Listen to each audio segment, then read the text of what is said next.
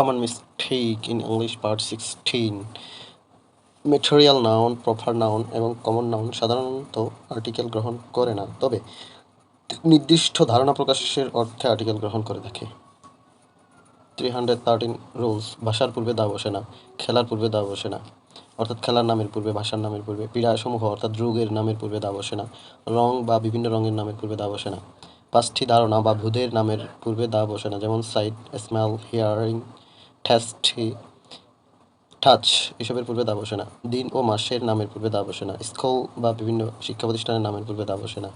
Work, fun, health, permission এসব ওয়ার্ডের পূর্বে ইনডিফিনিট আর্টিকেল ব্যবহৃত হওয়া উচিত নয়। 348 ডাবল কম্পারেটিভ ব্যবহার অশুদ্ধ, অর্থাৎ মোর স্ট্রঙ্গার হবে না বা হওয়া শুদ্ধ নয়, হবে স্ট্রঙ্গার অথবা মাচ স্ট্রঙ্গার। 349 রুলস। সুনির্দিষ্ট অ্যাডজেক্টিভ যেগুলো দ্বারা তুলনা করা যায় না, যেমন perfect, unique, preferable, supreme, right ইত্যাদি।